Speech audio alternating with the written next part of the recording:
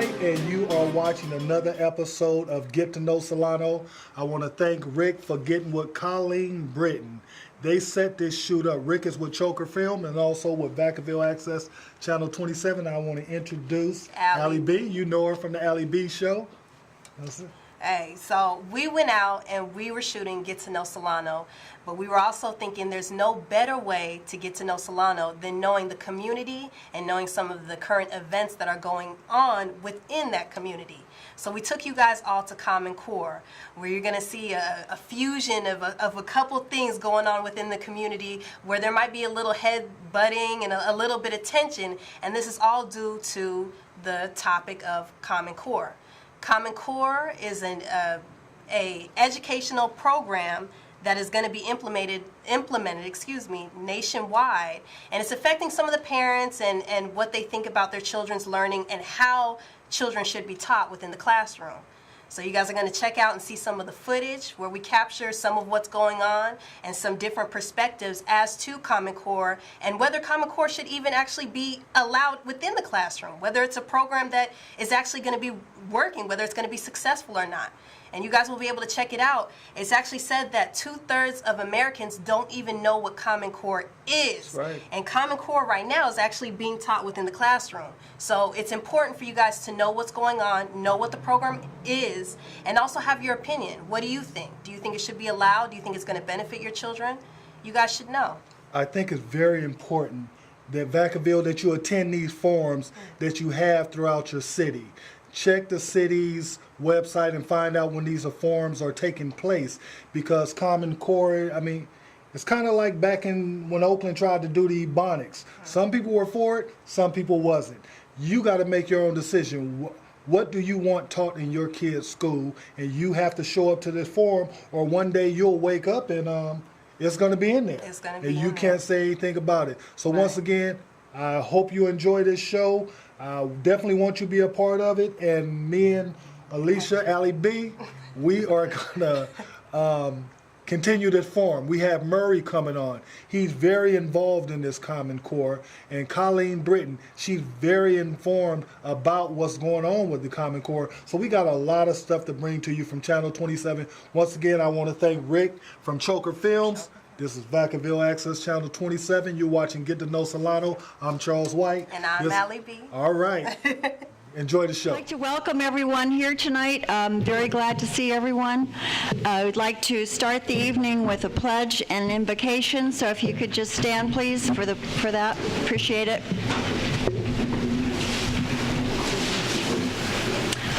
I pledge allegiance to the flag of the United States of America and to the republic for which it stands, one nation, under God, indivisible, with liberty and justice for all. Let us pray, please. Our Heavenly Father, we thank you for this evening and for the opportunity to gather here together. We ask your blessing upon us and ask your presence with us as we deliberate important matters about our children's education. Open our hearts and our minds. Help us to be objective in our hearing. Help us to listen with our hearts and to remember that we're here for the best of our interest of our children. Amen.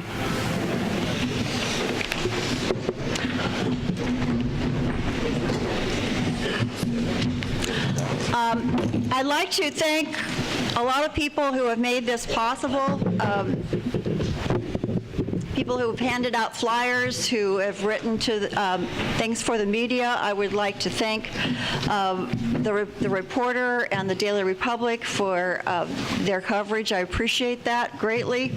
And I'd like to thank Rick Johnson over there, our videographer, who will be videotaping the event, and it will be on Public Access Channel and on YouTube, so that it will be able to be seen by far outside Vacaville. So we're very appreciative of that. And I think most of you know that invitations to this meeting were sent to all the school board members in Solano County and superintendents. And just so that we know who's here, I would really appreciate it if you would stand up, and so that we know which school boards are represented or which school districts, so that we know. Could you stand and identify yourself so we know who is here? Could you do that for us? And my name is Monica Brown. I'm on the Solano County, excuse me. Yeah, Solano Community College. oh, okay, great. I'm here because I'm a teacher. Good. And so that's why I'm here. But I wanted to indicate that I am an elected official, but I'm not here in that capacity. Perfect. I want that on the record. Yeah, thank you. Okay.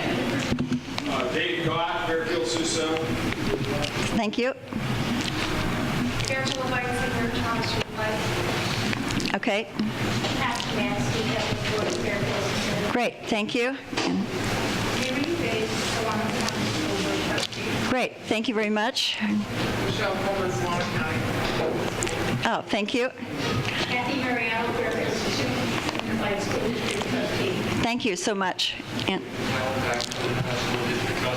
great, thank you. I really appreciate all of you coming, and I can't tell you enough how much that means that you're here to listen and to learn, so I do appreciate that. And now I'd like to turn it over to our moderator, Glenn Fisson, who is the editor of the Daily Republic, so give him a round of applause, and thank you very much.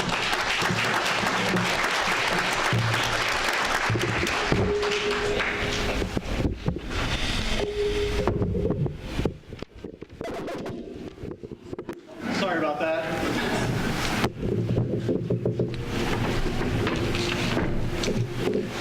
All right, I want to welcome you all tonight. Can you hear me all right? I want to welcome you all this evening. It's a beautiful facility. It's my first time here at a public event like this. I've spent some time in the library, but never on this side of the building, so it's very nice. First thing I'm going to do is introduce our panelists. So we'll get that started right now. Right here on my right is Dr. Bill Evers. He's a research fellow at the Hoover Institution and a member of the institution's Correct Task Force on K-12 Education. He was the U.S. Assistant Secretary of Education for Policy from 2007 to 2009. In 2003, Mr. Evers served in Iraq as a senior advisor for education to Administrator L. Paul Bremer of the Coalition Provisional Authority. Dr. Evers has been a member of the National Educational Research Policy and Priorities Board, a commissioner on the California State Academic Standards Commission, a trustee on the Santa Clara County Board of Education, and a president of the Board of Directors of the East Palo Alto Charter School. He served on the California Academic Content Standards Commission in the late 1990s and again in 2010. To his right, Daly Jordan-Koch. He's the designated representative to this panel by Dean Vogel, who's the president of the California Teachers Association. He's the immediate past chairman of the California Teachers Association's Curriculum and Instruction Committee and is currently a fourth grade teacher in Vallejo. To his right, Dr. Jeannette LaFors. Dr. LaFors has nearly 20 years of experience in the educational sector. She obtained a bachelor's degree from Stanford University in American Studies and went on to get her master's in education, also from Stanford. She taught high school for 6 years in Belmont and held multiple leadership positions during this time. She then returned to Stanford to get her PhD in education administration and policy analysis. While at Stanford, she conducted extensive research in teaching quality policies and instructional leadership. Over the course of her career, she served as program coordinator for the Advancement via Individual Determination program. Many of you may know that as AVID in the schools. Mentored student teachers, reviewed national history standards, led various school and district professional development efforts, and advised numerous student groups. In 2004, she became vice president of instruction for Envision Schools, where she oversaw curriculum and instruction, knowledge management, school accountability, teacher and leadership professional development, and program evaluation and research. Her most recent position was senior director of professional services for Teachscape Incorporated, a privately held instructional improvement company. To her right, Wendy Hart. She's the mother of 3, and she currently lives in Highland, Utah. She grew up in Cupertino, though, so she's a little bit of a homecoming for her, coming back to the Bay Area. She received her bachelor's degree in mathematics from Brigham Young University, became politically active upon the birth of her first child. She's been following education-related issues since her children entered school. She's a database specialist by trade and currently serves on the Alpine School District Board of Education, which is the largest school district in the state of Utah. So please welcome our panelists.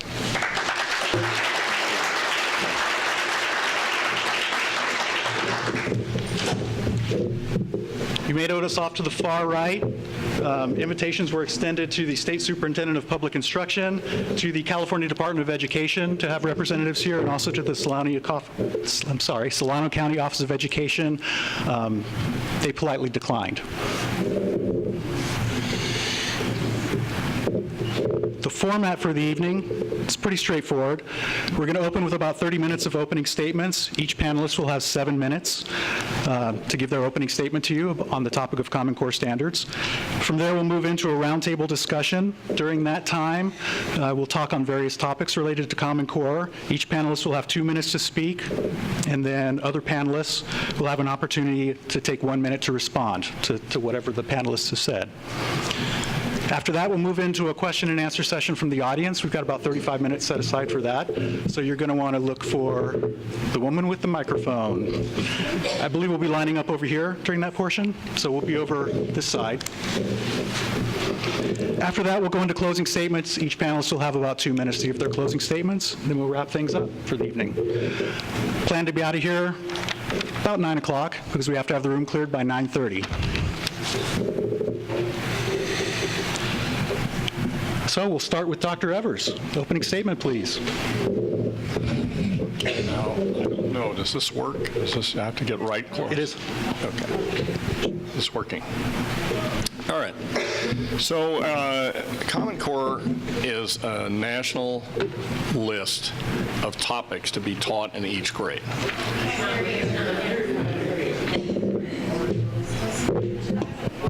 Common Core is a list of topics to be taught in each grade.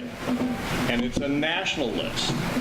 Okay, so we've had a list in California Academic Content Standards, and that goes back to the late 1990s. And ours were judged as the best in the country.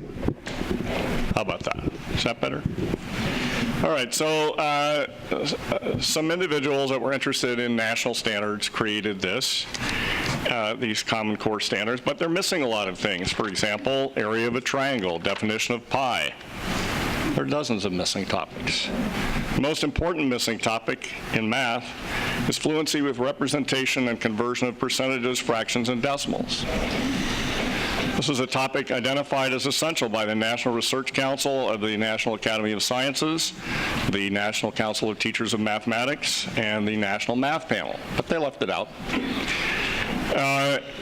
When I was on the California Standards Commission looking at the national standards to see if the Common Core standards, to see if it made sense for California, and I was talking to various people, I noticed that there was a mistake in the primary grades in teaching long and short vowels. So I called up and I said, well, how can we get this fixed? Well, we can't get it fixed. They're already published. They've been adopted by 35 states. There's no way to fix anything. Okay? So there's a mathematically just wrong thing in statistics, hypothesis of equality among sample means. The way that they tell the teachers to teach this is just not math. But there's nothing to be done. This is locked in. It's copywritten. California signed a letter of understanding saying we accept the whole thing, 100%. So in mathematics, if you think back in geometry to similar and congruent triangles, you may not use this in your everyday life anymore, but once upon a time, the phrases angle, side, angle, right? And side, angle, side, they meant something to you, and you could learn it again if you had to. Well, they're not going to teach it that way, right? So they're going to teach it using something called rigid motion. Now, you can teach it this way. In a research university, math majors learn this in their junior year. It has never, ever been successfully taught in America in K-12 education, in any state, in any county, in any town or city, in any school district, but they're going to do it in the whole country. That should work. So, we have a problem. We have a mediocre set of standards. What did the only mathematician who sat on the writing team for the math standards say about this? His name is Professor William McCullum of the University of Arizona. He said, the overall standards, by the way, I was in the room when he said this. This was to a conference of professional research mathematicians. The overall standards are not high. Certainly not in comparison with other nations, including East Asia, where math education excels, close quote. So, this is what we're stuck with. We have English standards where we could have 50% instead of literature. We're teaching informational text. It could be a public bulletin of the Federal Reserve Bank of San Francisco. It could be a refrigerator repair manual. It could be any number of things that they give as examples there. I don't honestly think either that the English standard should be dictating the curriculum to other subjects, nor do I think that most English teachers are in a good position to teach bulletins of the Federal Reserve Bank of San Francisco. This is a calamity waiting to happen. Now, the tests that are coming, okay? So we have a national test also that comes with these standards. The federal government paid for these tests to be written. So the brains behind the test is somebody who's a Stanford Ed School professor, and she has done interviews about what she wants the test to do. She wants the test to force teachers to teach in a certain style. This is progressive education. It's sometimes called discovery learning. It's sometimes called inquiry-based learning. And some teachers can do it fine.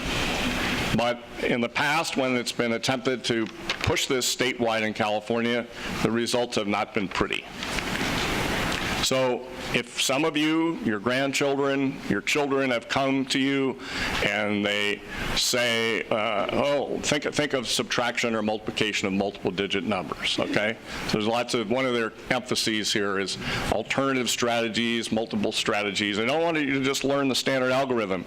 You're going to have to learn multiple algorithms. So think of stacking multiple digit numbers to add them or subtract them. Okay, so we start in the hundreds, in the ones column, and we add and we carry if we need to, if we're doing adding, or we borrow if we need to, subtract and so forth. Well, they're not going to do it that way. They're going to start in the hundreds column and decompose numbers and so forth. The reason why they're called standard algorithms is they're the most efficacious way to teach. And yes, it's important to know why they work, and that's part of mathematical reasoning and understanding. But this method of teaching these multiple strategies, or asking the students to invent these multiple strategies, is going to be confusing.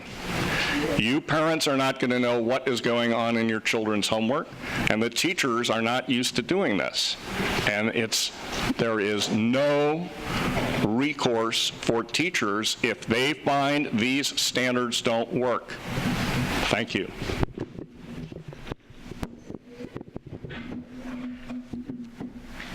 Good evening. Good evening. Clearly, Mr. Evers wants to start off with criticism, and I would like to talk to you tonight about opportunity. For once in a very long time, and I know my bio is a little bit short, but I need to tell you that I have 34 years experience in a classroom teaching children, real teaching, from second grade all the way through middle school. And so what we see now in 2013 is an opportunity for all kids to be taken care of, for all kids to have an opportunity. And what is missing is to make sure that you understand that in the Common Core, the strongest goal is to make sure that all the kids that want to be able to go to college, get a chance to go to college, and those students who want to be able to have a profession, a apprenticeship, a trade, will be able to have that opportunity. And both of those opportunities have equal value now. Most of you know that vocational education has been completely dismantled. Opportunities for kids to be able to have that kind of experience have gone away from many schools given their budgets and the crunch of money that we've been under. And now we have the opportunity to bring them back with equal validity of a highly academic college track kind of experience. So thinking about opportunity is really, really powerful. The other thing that's really an incredible opportunity is that you in California have elected legislators who are paying attention to what our kids need and what our classrooms and schools need. You may not believe that, and I'm sure I'm going to hear a lot of criticism tonight, but you need to understand that they are paying attention to what needs to happen for this transition to happen. So we do talk about California's world-class standards. Now we want to move more to what we would say 21st century, or the reality of the economic and cultural world that we're in. And so we need to have standards that match that reality. And that was the attempt to adopt the Common Core. Again, those decisions, as you just discussed, were made and they're in place and the transition is happening. But I do believe that you, the citizens of Vacaville, my neighbors in Vallejo, the people of Elmira, the people of Sacramento, again, with local control funding formulas, we're going to pay attention to where we want to see our students' needs targeted and paid attention to. It's a real incredible opportunity.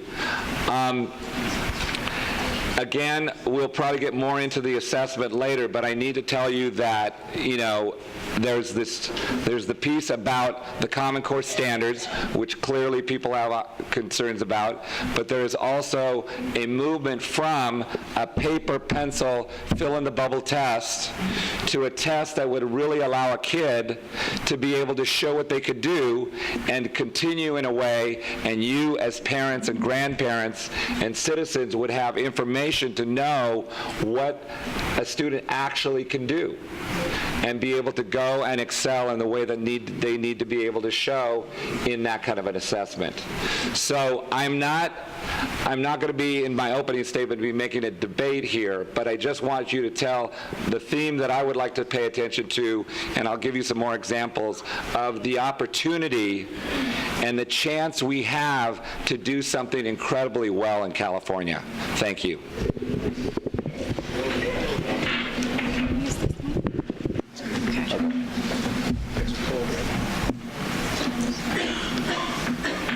Are you my timekeeper? Good evening, everyone. It's a pleasure to be here, and I wanted to thank you all for hosting a forum.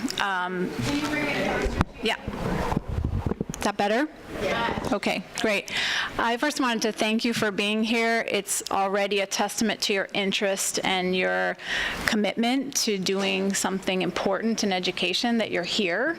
And I just value that we have discourse and debate and information sharing that this forum provides. I'm a former history, social studies teacher, avid teacher, and so this kind of open discussion is really important, and it's the thing that we cultivate in our society so that we can do our best by ourselves and our young people. So thank you for that. The Education Trust West, where I'm the director of practice and equity initiatives, is really intent on our mission to close the achievement gap in California. And part of that mission is to make sure, as my colleague here says, that we give all children an opportunity to be successful. So that's really one of the main markers of our support around the Common Core and the understanding of what that promise is and that commitment.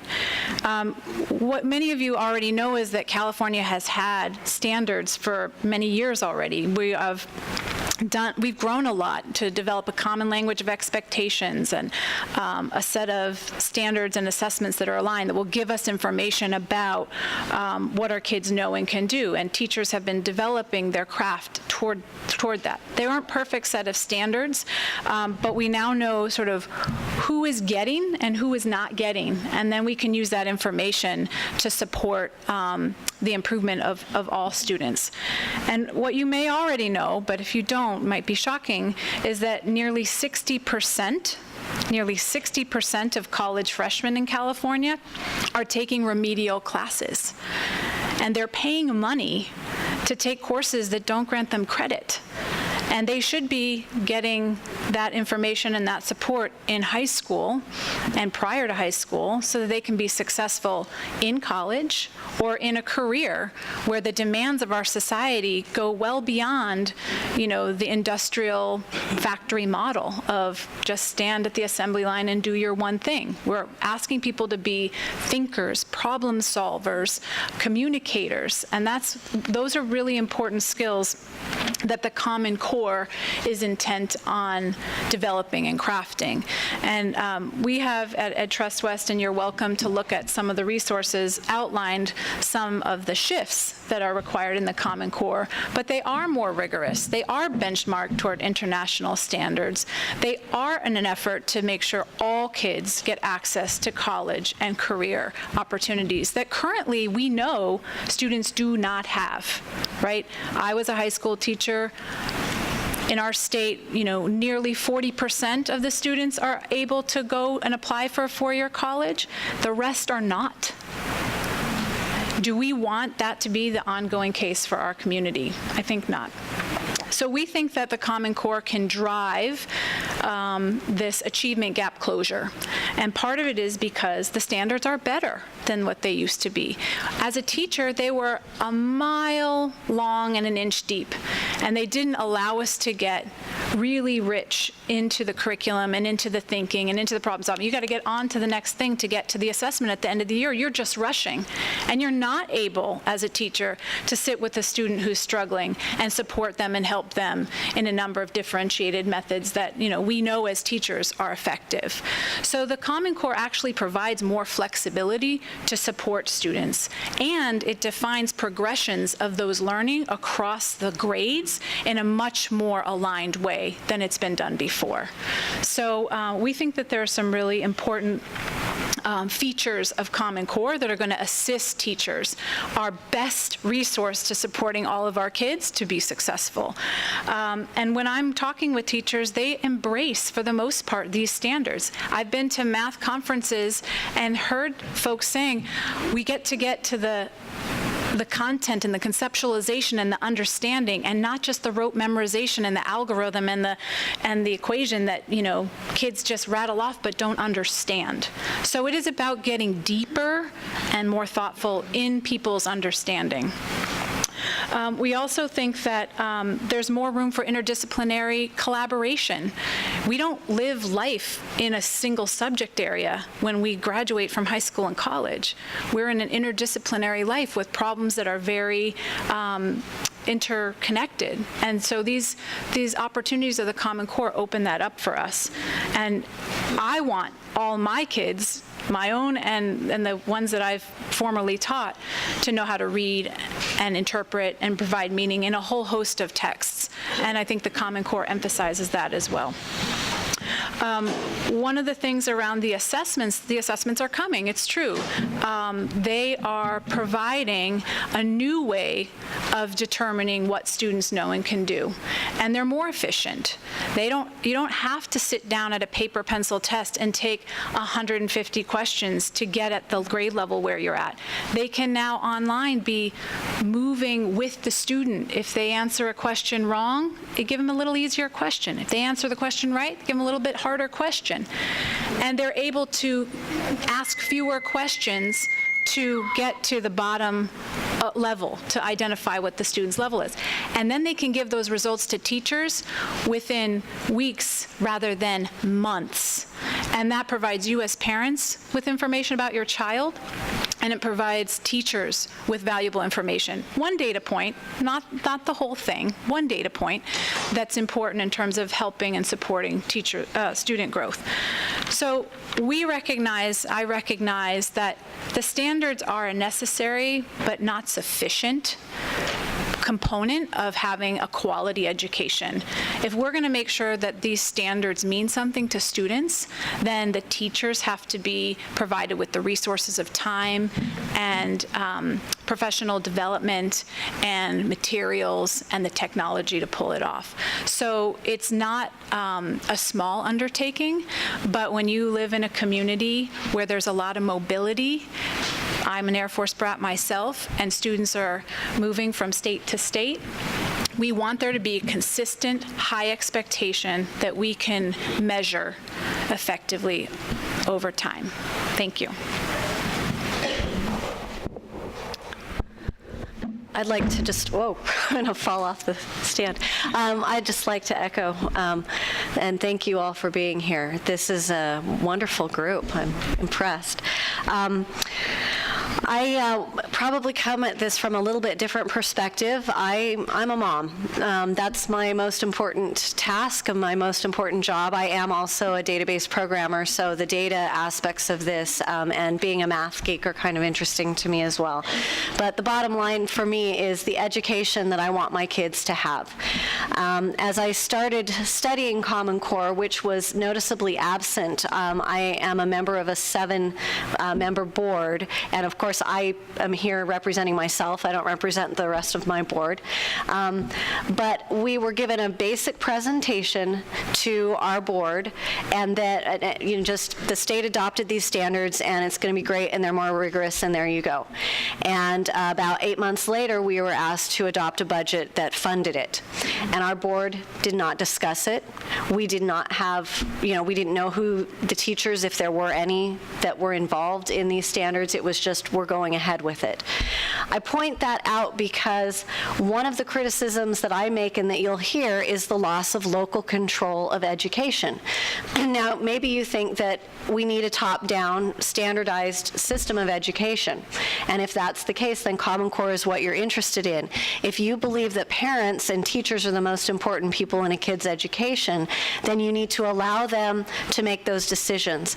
The idea of public education came about with groups of citizens getting together and creating their own little schools, and a lot of them, originally were religiously based, and that's okay.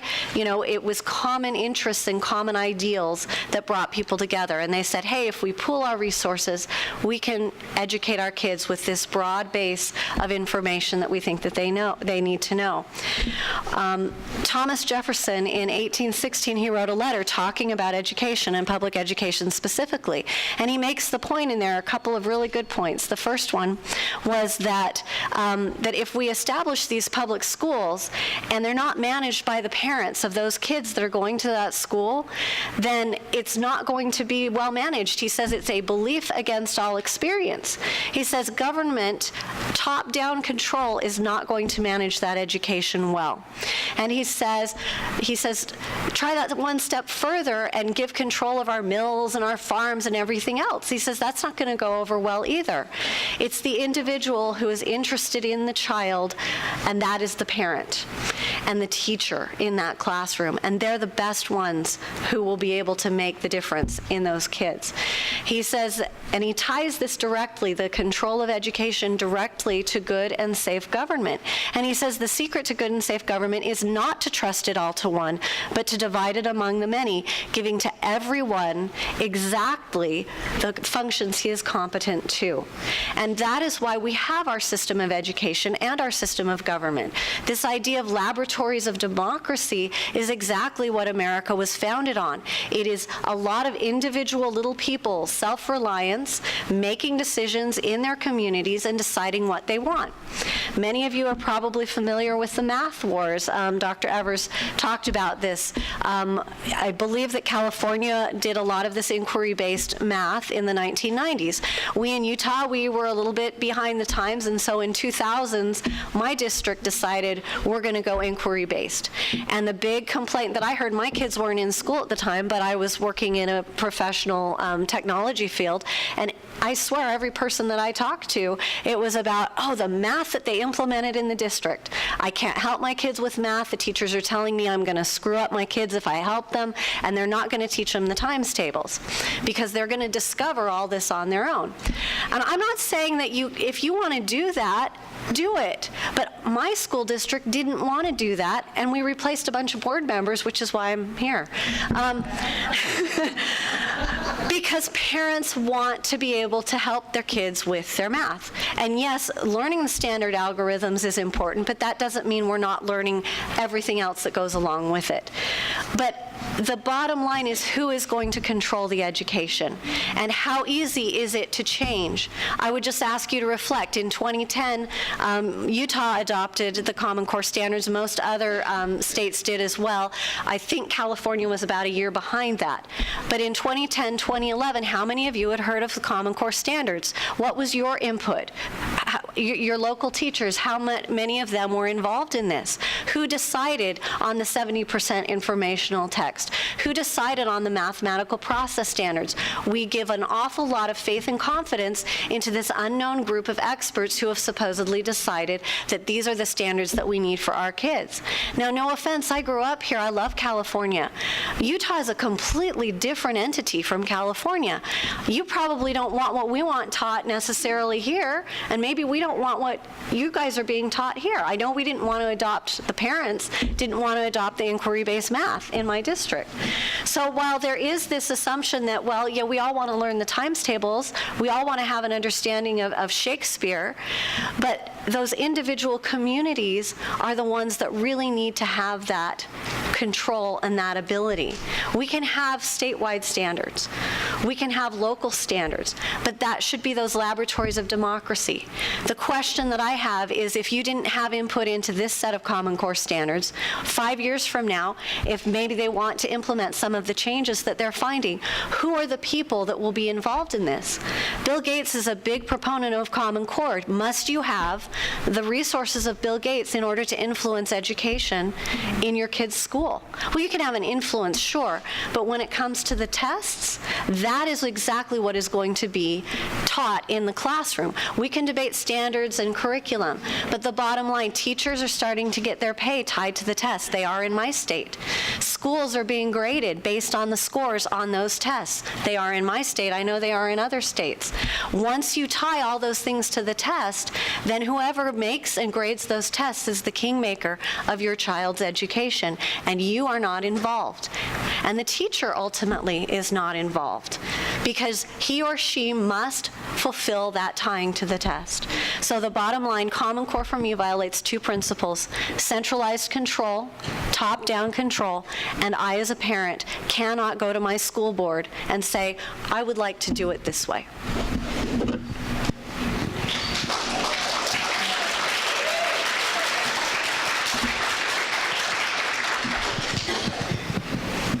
Thank you very much. Is this working? Yes, a little bit. I think I hear it.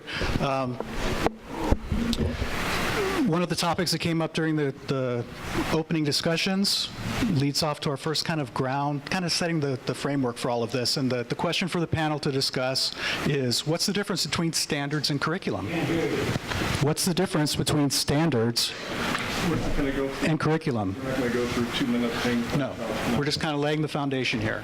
So whoever wants to jump on that, Well, all right. Is this live?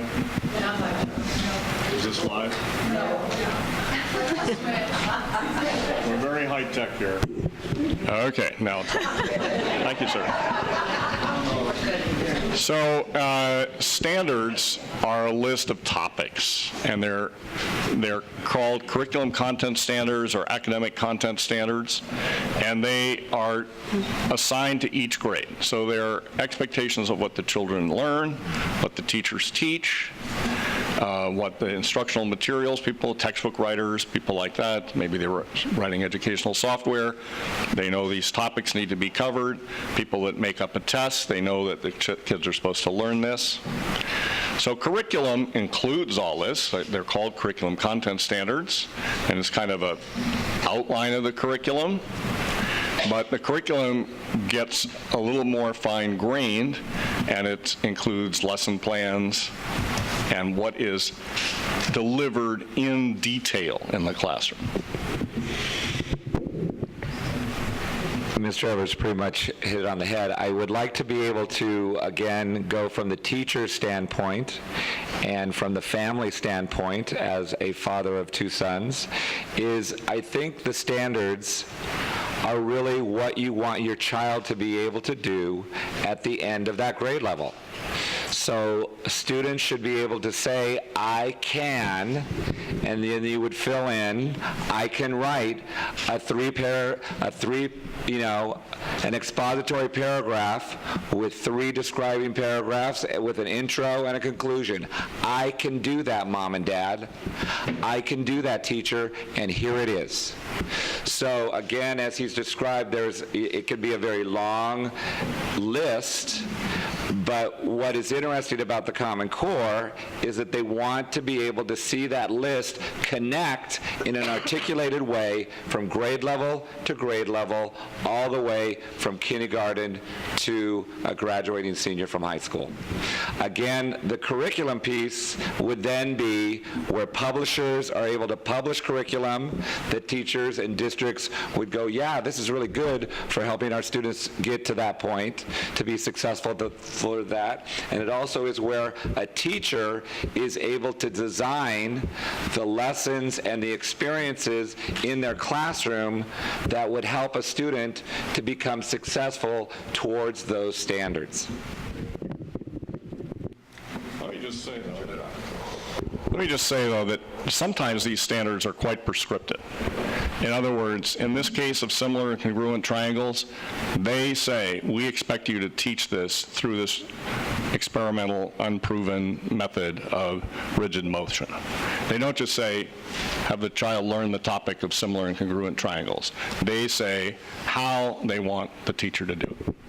In many cases, they don't do that, but in this case, and in some others, they do. Yeah, and I guess I would add a couple things, if I may.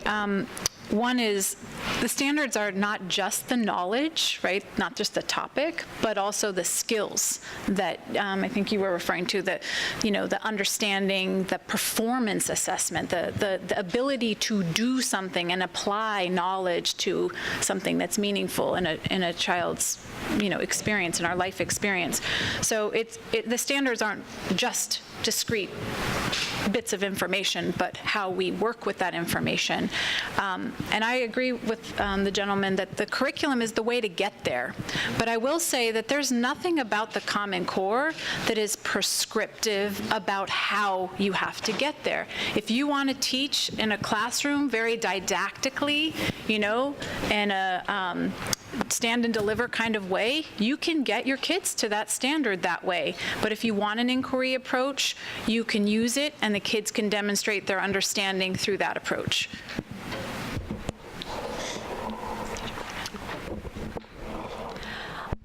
I would just add, basically what I said before. There's a lot of, that we set the standards, but you have local control over the curriculum. And that is true. We can decide, this textbook publisher, this online publisher, the teacher can say, I'm going to make it up on my own. But the linchpin in all of this is the testing, because what is tested is what will end up in the classroom.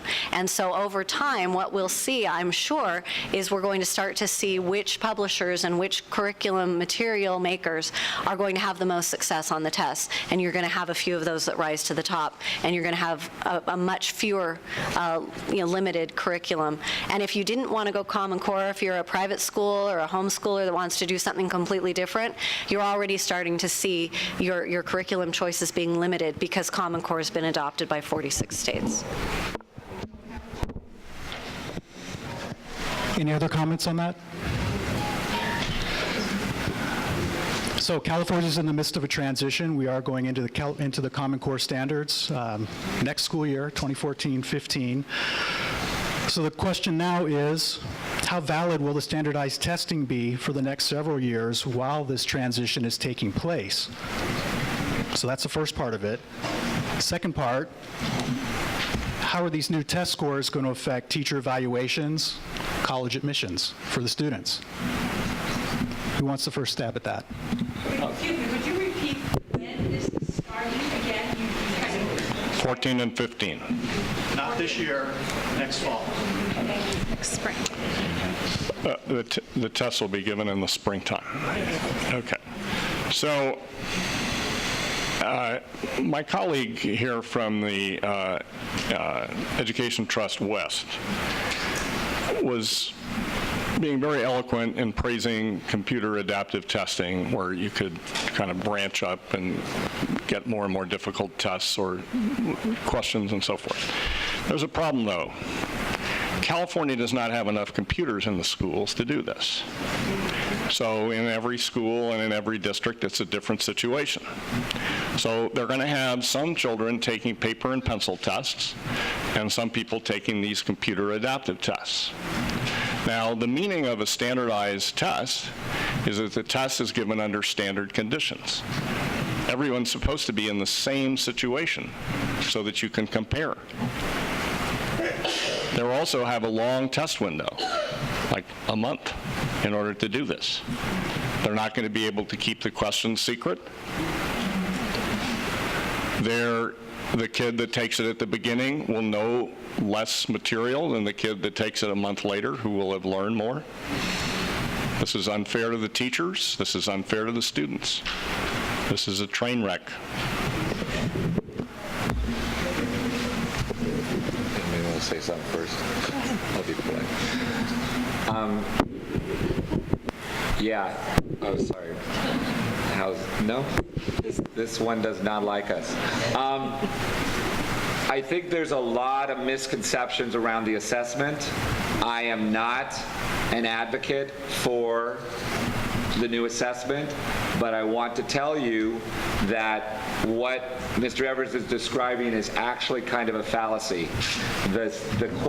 What he's talking about is the way that we used to understand a standardized test, okay?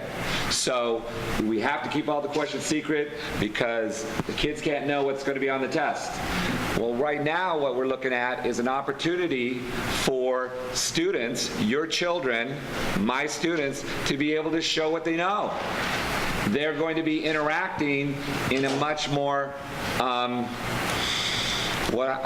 don't want to really say performance, but it's really going to be where they're going to show what they can do. They're going to be sitting, doing tasks that really show how they make the connections that my colleague was talking about. So it doesn't matter, really, that we all know what we want our kids to do. The assessment, as it's trying to be designed, is to be able to give them an opportunity to show what they can really do. And so that everybody is going to be able to be able to show what it is that they're, it's not just categorizing people in a bell curve. We're going to really get accurate information about what our students and our children can do with academic content. So, it sounded to me as if this gentleman does not care about test security.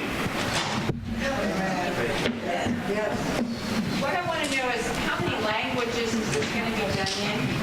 That's a great question. Let's hold that till we get into out of the panel. This is a testing related question.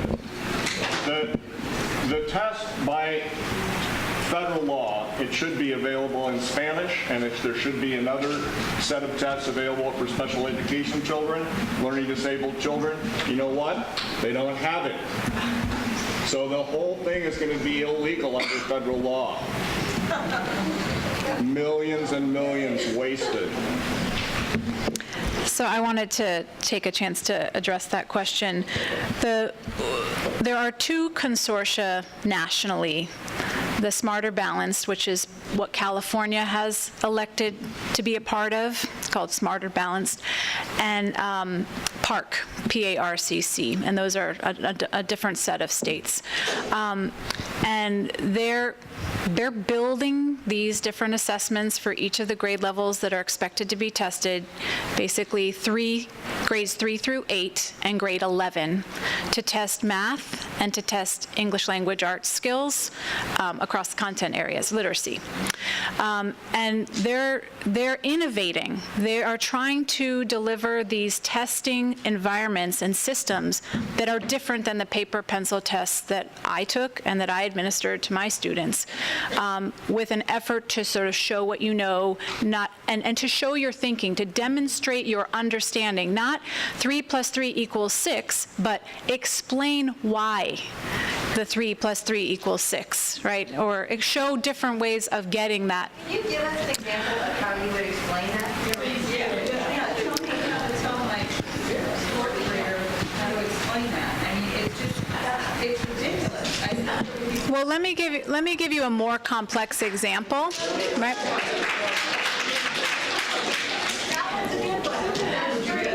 Right. So instead of asking, what is 3 + 3, and then the kid bubbles in 6, instead of doing that, the child would be asked to demonstrate that they understand how numbers are related to one another and are added, right? Why? Hey. Ladies and gentlemen, let me just finish what I wanted to say about the testing. Let the I panelists have some talk. other examples of the complexity that I can share with you, and I feel like it's a fair question, so I think I would like to answer that too. We have current testing situations right now where, there's not a perfect window either. When students are taking tests, there's these windows. So some of those claims don't, they would apply in the same. And the test consortia are building adaptations for special needs students and for students who struggle with particular vocabulary words. So you can hover over a certain word and get help if you don't understand that word, if it's not going to privilege you to information that other students don't have. So they're working on doing this in a fair way, but it is new, and there's going to be some growing pains, and there's going to be some adaptations, which is why we have a field test this year, and which is why, it'll be several years before it becomes, I think, a complete set of assessments that people feel very confident about. But we can't be in a system where we don't know where our children stand relative to the information that we want them to know and be able to do. What's 3 + 3? How do you explain that? Let me come up with an example. Yeah. So 3 + 3 is 6, and that's a multiple choice question. Another example is helping students. Have you seen those seesaws? Like a seesaw where you have greater than and less than, right? So there's the notation of greater than or less than that people can use, and that's notation that you kind of memorize. But then there's ways that in some of these online questions, you can actually manipulate with the mouse to show relationships when you add or you subtract, right? And it allows kids to demonstrate their understanding. So I took a seesaw and bumped it 3 times, and then bumped Right. it 3 times, I get 6. Right. That's an example of sort of how they could do it. I want to say that if you put for these people, if you put 3 plus 2 equals 6, okay? If you put 3 plus 2 equals 6, and if you used a seesaw or drew a bunch of little circles or something like that, you'd still get a fabulous amount of credit because they're interested in drawing the pictures and not getting the right answer.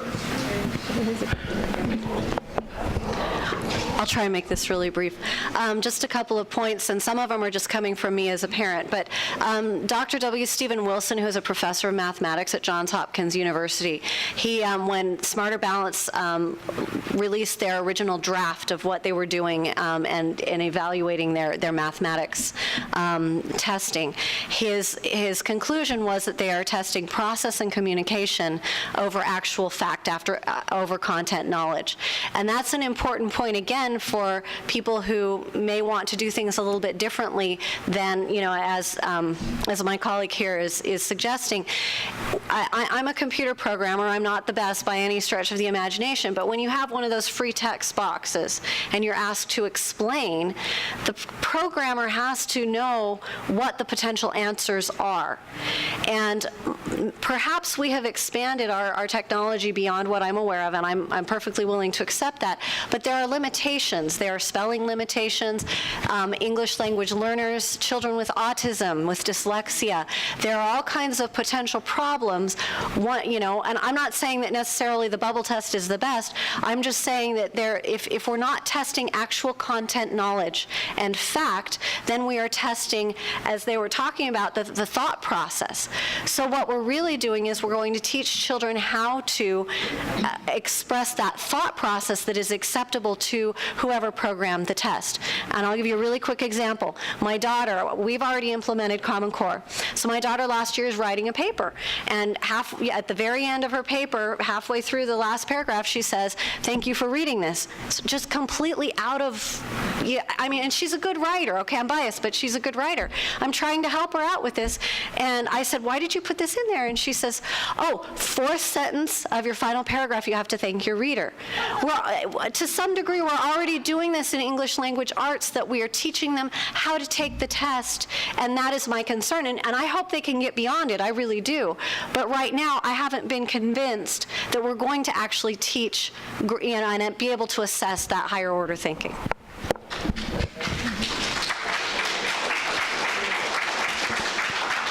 Teaching them to BS and not to do math.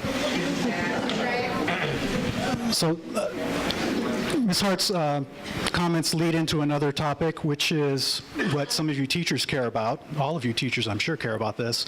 Does the Common Core give you more or less flexibility for the teacher in the classroom? Will teachers be spending more time teaching to the test? I know here in California we hear that all the time. Right now we're teaching to the test. Is this going to be more teaching to the test, less teaching to the test? How much instruction time is going to be lost to teaching to the text? Thank you. There's Max. I know. Try that one. Yeah, Colleen, we got to get that down. Now it's not working for me. Sorry. There it is. Since I am the teacher on the panel, I'll take this one on. Okay?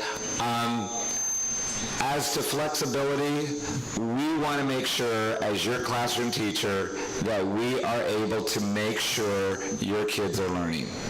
And we want to make sure you as parent understand what it is that we're doing in our classrooms to help your kid.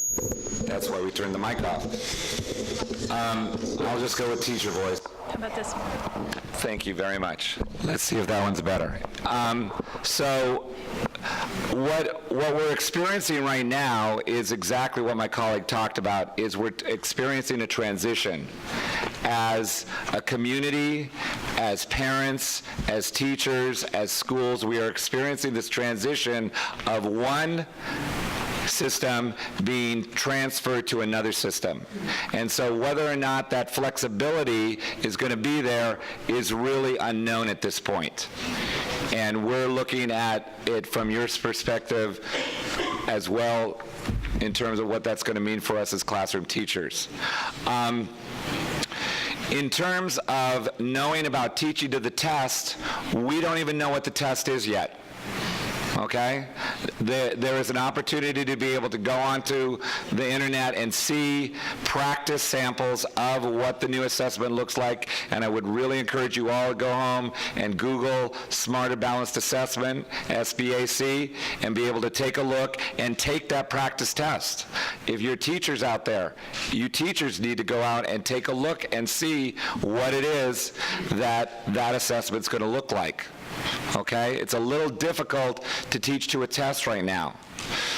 So this transition is very, very evident in California. It's very different than what's going on in other states.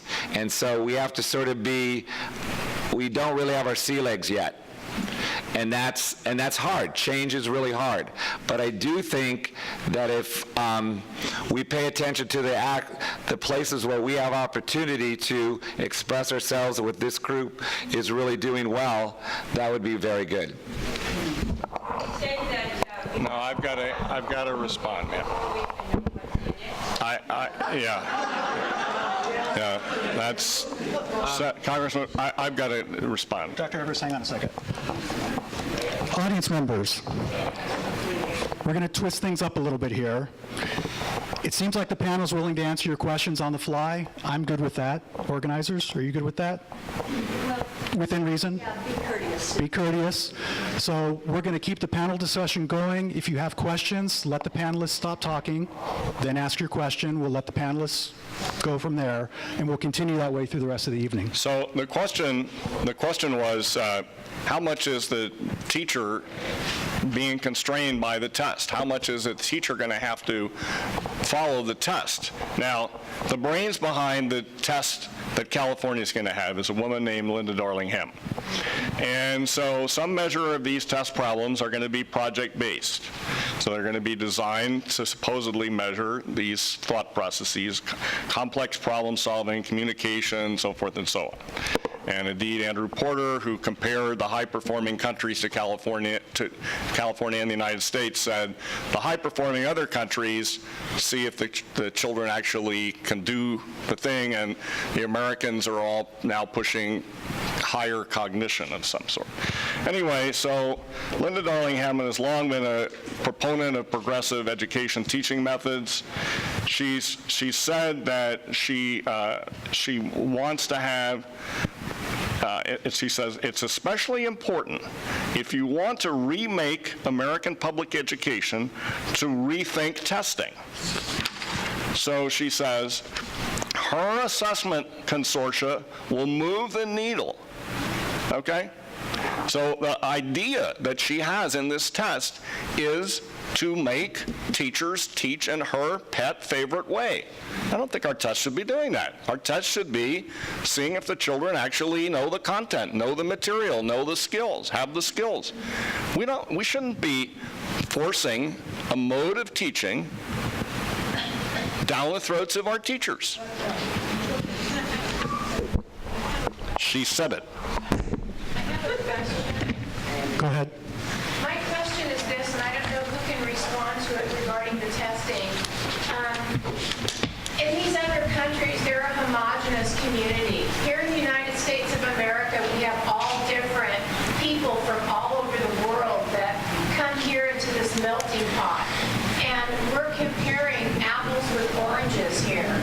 So my question with, this consortia type testing and holding us to standards that other countries have that have a homogenous community, how are we, one of the things Wendy said was that we're all different. Our states are different. We have different communities. We have different industries.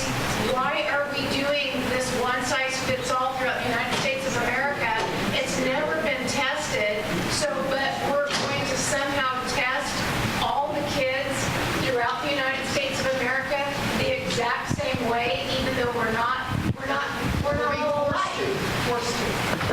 So, how is the testing going to take into consideration that, and how do you even compare that result with other countries that don't have to deal with all the stuff we deal with in the United States?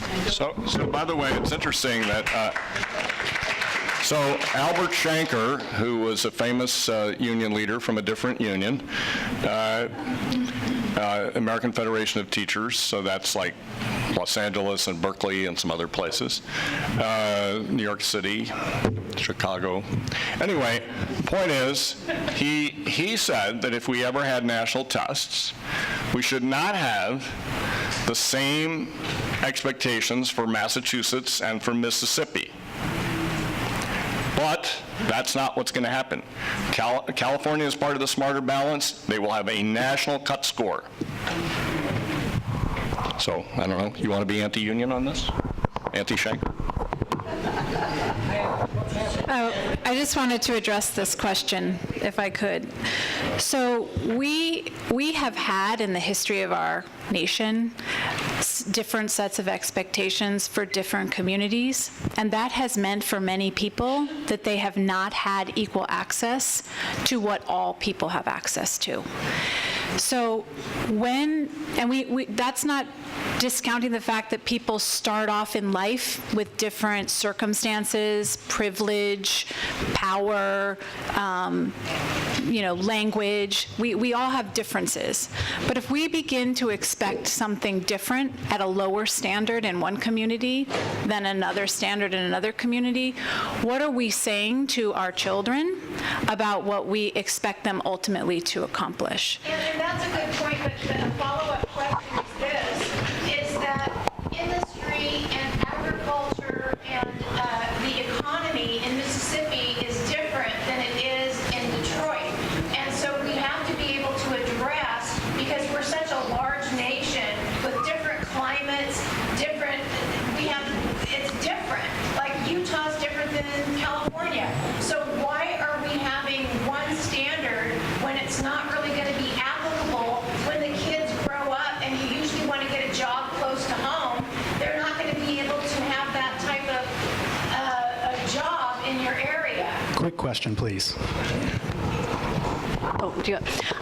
I would just agree with you. I was going to point out we set this idea that difference in many other areas is good, and that diversity and that competition kind of fosters a better way of doing things, building a better mousetrap. But in this instance, we assume that the diversity is necessarily, and a lot of times I would agree that we have a history of having differences of ability in being able to provide resources to our kids. But different isn't necessarily bad. And so if we want in my community to have a greater emphasis on perhaps football and music than we do on the tech jobs, why do we not have that freedom to do that? Now in my community we're very much high tech, so maybe we'll focus on the high tech and we'll have less of an emphasis on the music. But if your school over here wants to be a Juilliard, why not? And that, I think, is where I agree with the differences.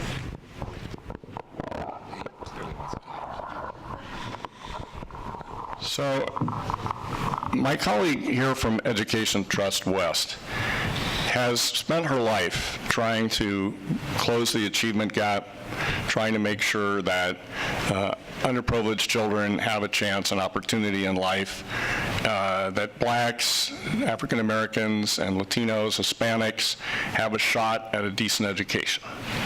So I challenged her to defend the following. We have had in California, Algebra 1, the gateway to future success in both job and career in 8th grade, which the high-performing countries of the world have.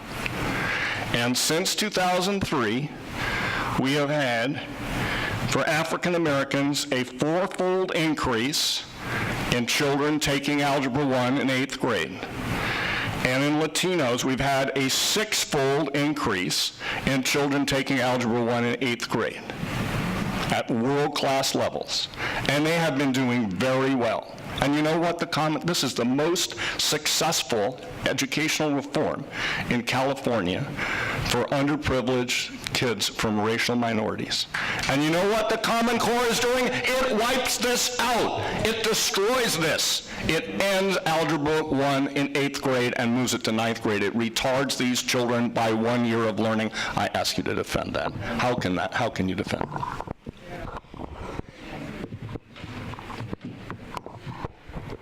So the Education Trust West was one of the proponents of that policy to establish 8th grade algebra for all children, right? Very good. We were proponents of that.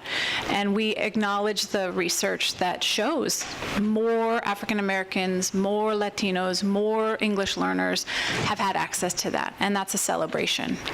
It is also the case that when students do not pass algebra in 8th grade, they go on to take it in 9th grade, and they often do not pass it in 9th grade, and they don't pass it in 10th grade, and they don't, just a moment please, so that the system of forcing some kids to take that course doesn't rectify the challenge that some students encounter that will help them be successful. And the standards now are asking our teachers and our students to demonstrate algebraic understanding through Algebra 2 by the 11th grade. So we are actually raising the floor from what we had with Algebra 1 in 8th grade to say Algebra 2 by 11th grade for all kids. And I do not doubt that we can be successful because we saw some success with the Algebra 1 to raise the standard and raise the success level, but we also left a lot of children behind who then don't qualify for graduation or who don't qualify for college entrance. So we are holding multiple types of students at the same time so that they can be successful. One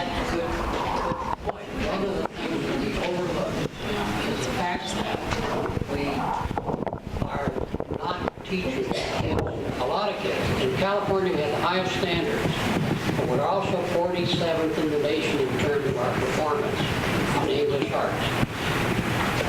44% of our fourth graders read below basic, they're functionally illiterate. 35% of our 8th graders are functionally illiterate. What makes us think we're going to get better performance out of a set of standards that reduces, that dumbs it down, and has an objective of teaching kids method as opposed to content? What? Anyone out there like that? So there's a lot in your question, and I don't know if everybody heard it. Could people hear it? Okay, I don't know if I can repeat it because it was a complex question. But it said we had among the highest standards in the country, which I agree, and objective observers agree, the Fordham Institute agreed, the American Federation of Teachers agreed, and so forth. Okay. And these standards are not as high. The Fordham Institute says that. They're strong. They've gotten $6 million from the Gates Foundation to promote the Common Core. So if they say California's old standards are better, well, glad they're, admitting that. Okay. So then you ask the question, we were not succeeding with all the kids, and why should we think that a set of standards that was potentially lower and that emphasized process and thinking skills would be better than one that focused on skills and content? Okay, is that a fair, rough approximation? Okay, so I do want to say something about the points that the two of you made about children left behind and whether we're really in 47th place and so forth. And yes, there is a problem that California wasn't succeeding, but we have to unpack things, and there's an illusion in statistics about something. So let's say in 2000, you have a population and it's made up of different ethnic groups and different people that are either born and raised and some who move in from another state or from another country in many cases, okay? And you test everybody there, and then you do it again 2011, 2012, something like that, okay? Now, each time you can break it down and also sum everybody up at both times.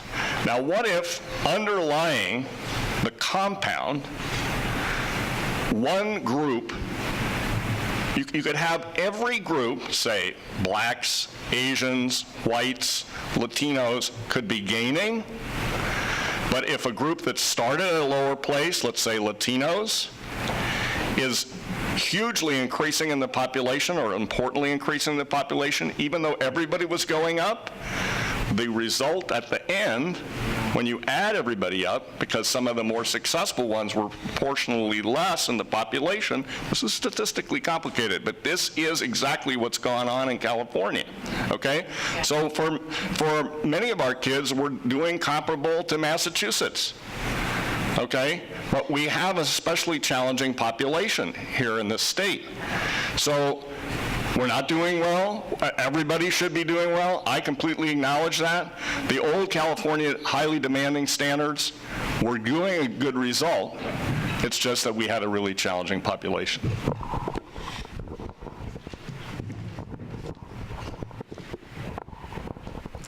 So the standards themselves won't make kids perform better, right? I mentioned that earlier. It's the alignment of the teaching and the supports that are going to help students achieve at high levels. And I think one important point is that we're not saying that if in the new standards students are able to accelerate, that they can't do that. They can. In fact, the conversation around mathematics course projections in districts that they're solving these issues is to allow students who can accelerate in their mathematics to do so. So it's not close the achievement gap for the purposes of lowering one group and raising another. We want every group to be more successful and every group to accelerate and to have a higher floor than we've had. You know that today graduating with a high school diploma will not get you very much in your earning capacity or your future in a career. You're going to start off behind. So by raising the expectations about what it means to have a high school diploma, we are raising the floor for the students that we are serving. Ma'am. Yeah, a couple things I wanted to ask. First of all, my kids are taking Common Core math classes currently. My son is in 7th grade, and what is it, you called it a mile long, inch deep is what they were doing, and now they're going deeper. Well, in 7th grade, they're going back to the number line. Are you aware of that? So he is bored to tears. And they do not allow the kids at this middle school to take accelerated classes because everybody needs to go back to the Common Core standard. So what you just said, in my world, is a fallacy because they're not allowing it. And if it's a federal standard, then we should all get access to accelerated math. But they're not allowing it. So if you realize that California is retarding everything by a year, of course people are going to have to repeat things so that they can all go backwards together.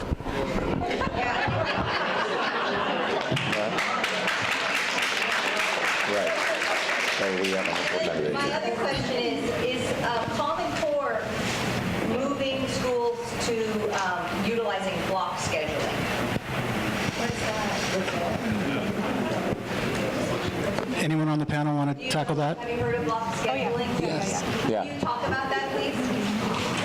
You go ahead. So block scheduling is a term that refers to having longer periods of time for a particular class. And it usually is in a secondary school where you have middle school and high school. Kids have, in a traditional schedule, students take multiple subjects for about 55 minutes or an hour each. And in a block schedule, they might take that same subject area for an hour and a half, but maybe they only meet every other day instead of every day. The idea being is, let's say you're teaching chemistry, you have more opportunity to do a lab and, analyze the data and do the write-up, or in other cases, have more time to conduct a debate in your classroom. There's lots of applications. But the Common Core is not pushing a particular agenda around time. There are multiple ways to achieve the standards based on local folks' decisions about how best to organize their time. And if a school decided to stay with a traditional schedule, it's certainly within their capacity to be successful in the standards. But they may decide, we have opportunities to organize our time differently, and that will be successful for our kids in our community. There's lots of different ways, but I've heard nothing about the Common Core drives a particular schedule, the way you asked the question. And what about the number line thing? Can you talk about why 7th graders are learning numbers? Yeah, so I wish I were a little more expert in this particular grade level that you're speaking of. I'm not a mathematics expert on this subject, but what I have heard mathematics experts say about returning to some concepts and progressing over time is that often kids have gone through, these standards over time quickly, and they actually don't all understand them. So some of the standards are bringing, some of the standards at particular grade levels are attempting to have a deeper level of proficiency in that understanding. But if I were your son's teacher and I saw that all the students in that class were able to grasp the concept, there's nothing to say that I have to stay on that topic. There's. Then they don't know what the test is, so maybe he's afraid to move forward because he doesn't know what the test is. But then he should, Yeah, as we're a not going to be able teacher, to touch on all he of the should be minutiae of the able question. to assess the student's mastery and then move to places where there isn't mastery to work more deeply. To the panel, how will Common Core affect private schools, home schools, charter schools, ACT tests, SAT tests, GEDs? So they're kind of empire building. One of the writers of the Common Core, David Coleman, has taken over as the head of the College Board, which sponsors the SAT college entrance test. The ACT is also being aligned to the Common Core. GED is being aligned to the Common Core. So it's sort of being, people sometimes go to charter schools or go to private schools or church schools in order to escape things that they don't like in the public school curriculum, but the goal of the people that did this is national uniformity and national centralization. And so that's what is happening. The good news is we've been through some of this before. The Goals 2000 standards and tests in the end of the Clinton administration had 48 states. A couple years it collapsed completely. The new math, the new biology, the new physics, the new et cetera, back in the 1960s after Sputnik. So Sputnik was in 57, the National Defense Education Act was in 58.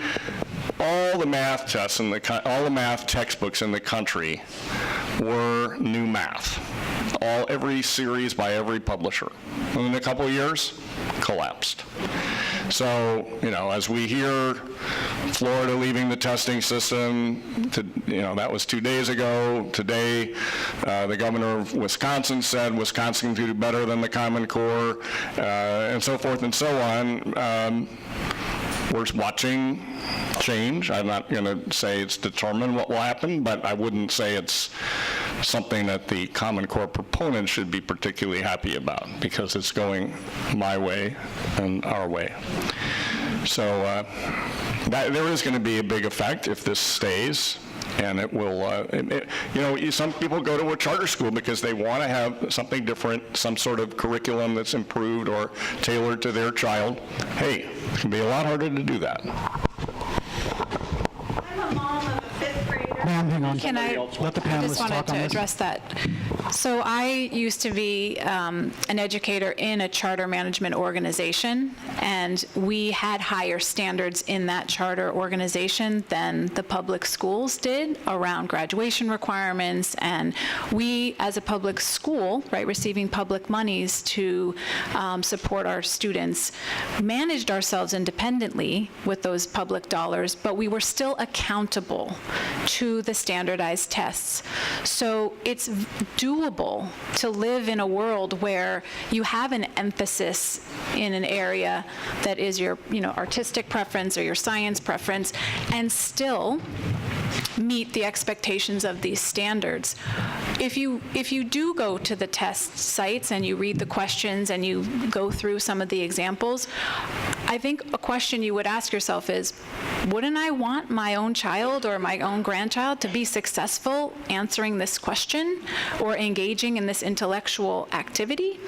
The answer will probably be yes, because they are reasonably good questions and they are getting at some skills that we all think are really important, like reading and writing and calculating and problem solving and expressing oneself with argumentation and weighed evidence. So as a former charter school educator, we are accountable for all kids being successful, and there's room for flexibility and variation in terms of how you get there. But I think it's important that we maintain a standard for what it is we want our students to know and do. I'll just say I have a very eclectic background with my kids. We've done homeschool. I was involved in a charter school, and now I'm on a public school board. So I haven't had money to send them to private school yet, but I've pretty much done everything else. My kids are both in public school education 100% of the time, in part because of this alignment.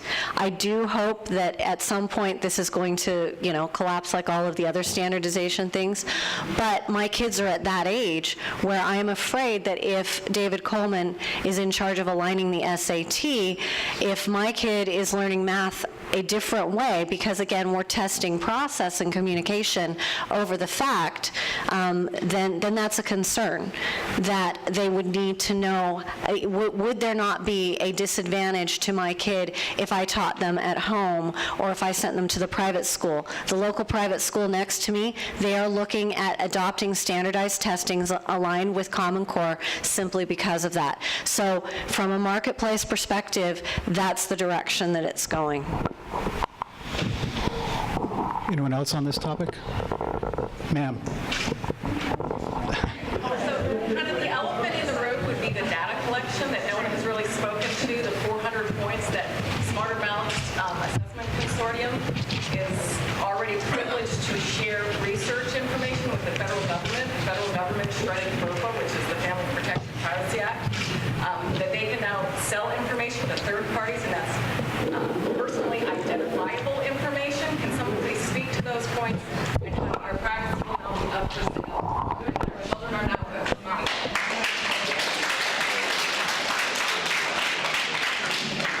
So I have a personal interest in this. I was formerly the U.S. Assistant Secretary of Education for Policy in the federal government. And underneath me was the Student Privacy Office, the office that oversaw the FERPA law, which is also called the Buckley Amendment because it was originally proposed by Senator James Buckley of New York, who was the brother of William F. Buckley, Jr., the editor of National Review. So what happened? Well, since that was passed back in the 1970s, and from the 1970s until 2011, the intent and language that spelled out that educational data about students was going to be confined to educational agencies for educational purposes was held firm to. And people from labor force planning groups or health groups or agencies of government or outside vendors and so forth sought this, and the U.S. Department of Education said, no, the law is clear. To do that is a violation of the law. The Obama administration turned this upside down. You can, if you're a labor force planning agency, you can have this. If you're a health agency and claim that it's relevant to what you're trying to do, you can have this. If you're a vendor working in this field, you can have this. I think this should be a matter of concern to some of you who might read in the paper about the National Security Agency or the IRS or some other things that were, is this going to be hacked? Are there going to be leaks? Are there going to be misuse of this? My time is up. This is actually a topic that my school board is very, very concerned with, and we've been discussing.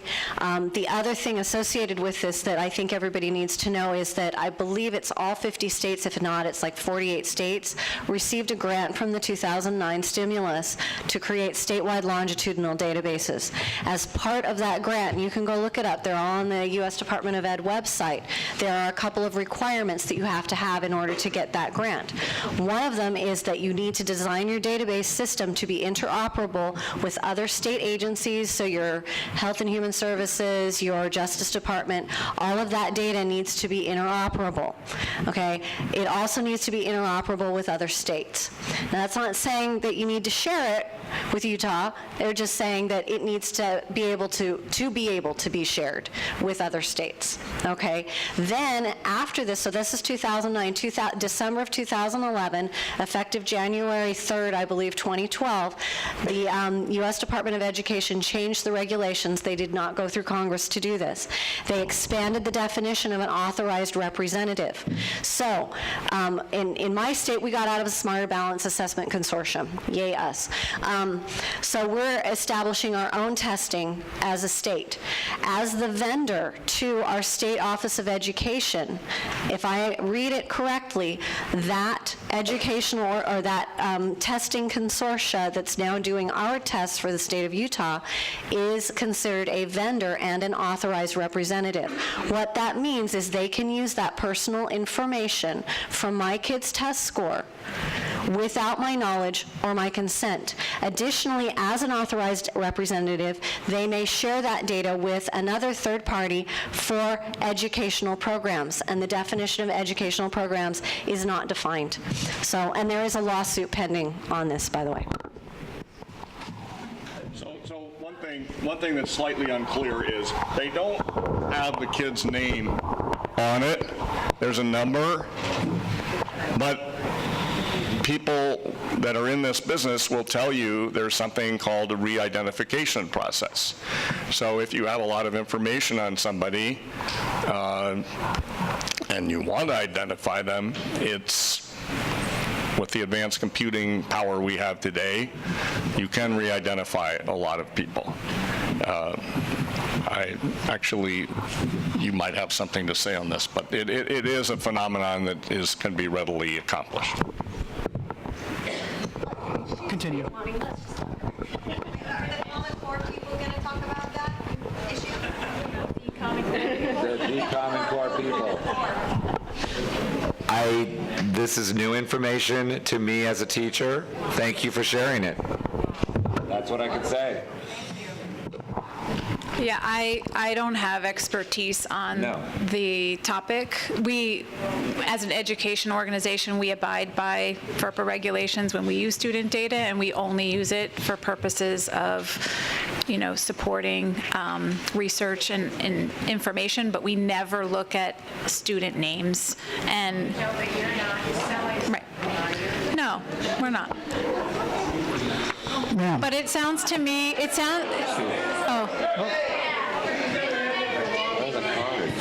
I was just going to say that it sounds to me like that's going through the courts and could be resolved through the courts, but I don't know what the connection for Common Core agenda is with FERPA, because it hasn't been made clear to me. Ma'am, I apologize. I'm not seeing a whole lot of benefit to what you're talking about up here. I'm seeing a lot of negatives and not very many positives. Because you're talking to a room full of people that studied under the old reading, writing, and arithmetic, and we're all intelligent people and we're all successful. And we had relationships with our teachers.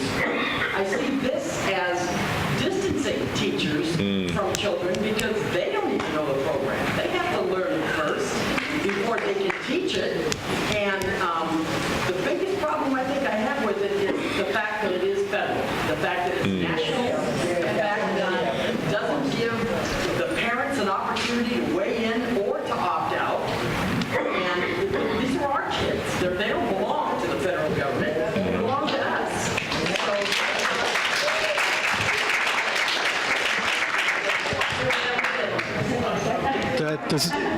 What could the benefits possibly be? Where are they, and why are you not able to explain them, other than the fact that all these things that are coming up are new to you? Why would anybody sign on to something like this without being proficient? Does anyone on the panel wish to address that? The only thing that I want to respond to tonight with is to be able to pay attention to, this is going to be an opportunity for kids that want to be able to learn a trade, to be able to have a profession that is not academically based. They are going to be able to have that opportunity again. We have to refund. Don't they have that now? No, they do not. Yes, they do. In Utah and have a ranch, you don't want to learn computer stuff. You want to learn ranching. I don't understand federalizing this whole thing. Okay, I'm not talking about federalizing. I'm talking about the state of California, the city of Vacaville, the Solano County. Those programs for vocational education were all dismantled.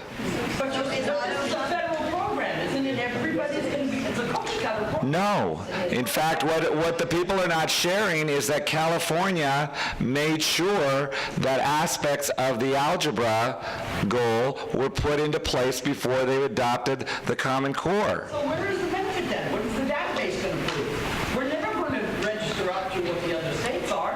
Why have a database? Why enter into it? Okay, I don't think ourselves as individuals up here are going to be the ones to answer that, but we do know as citizens of a democracy who we got to be able to talk to about that. Dr. Ivers. So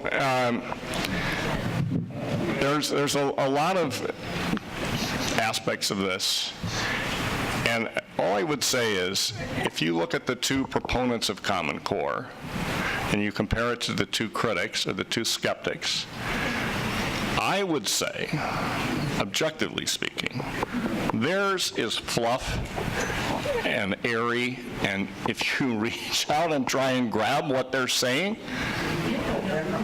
you don't get anything. And in a sense, that's what our questioner here is saying. So, now, there was one thing that my colleague from Education Trust West said, and she said, these are internationally benchmarked. Okay? Those are her words. Well, it's funny that she should say that, because the Common Core originally claimed that, and they had that up on their website. But they took it off. And now they say they were informed by work in other countries. Because what does benchmark mean? Benchmark means we're equivalent to the challenge that Singapore or Taiwan or mainland China or Japan or South Korea. No, we don't meet that. Professor James Milgram, one of the top research mathematicians in the United States, who served on the validation committee for Common Core, and one of the questions that he had to sign off on was, are these internationally benchmarked? And he said, I will not sign off on these because by 8th grade, American students will be 2 years behind high-performing countries. They are not internationally benchmarked. Thank you. Panelists, anyone else on that topic? So I wanted to address your question about the federal role in this. When I let's see, was it 1989? I was attending a Governors Association meeting in Washington, D.C. with Chester Finn when we had President Bush in office. And at that time, the governors of different states from around the country were talking about this issue as a need that they hoped one day would be met. The governors of the different states in our country, not the federal government. But they wanted a federal... No. They wanted to come together as states. As states, they wanted to sit down together and craft a set of standards. That's not what this is. So that's a perspective that you are free to hold if you want to. But the federal government did not author these standards. The federal government did not fund the creation of these standards. It is the chief state school officers, that means all the chiefs of all the different states, that came together with other professional organizations representing teachers of English, teachers of mathematics, now teachers of science, right, with the science standards, who said, what is it that we could agree upon as a set of standards that would benefit us nationally? And they did not force any states to sign on. California was not having their arm twisted. We did not go for race to the top dollars. We are not part of, so California, I believe, is an independent state deciding through our state school board of education and the communities of practice that we have, that this is something we have decided to take on. And Is it not true that if you don't subscribe to it, you don't get those millions of dollars that they're dangling? We didn't get the race to the top money. We have our own revenues that are funding our education efforts, and we qualify for other federal dollars. So my next question then is, why was this not on the ballot? Why did the voters not get a chance to see, know about, and vote on this, and it was just decided, thrown in, and we all have to accept it?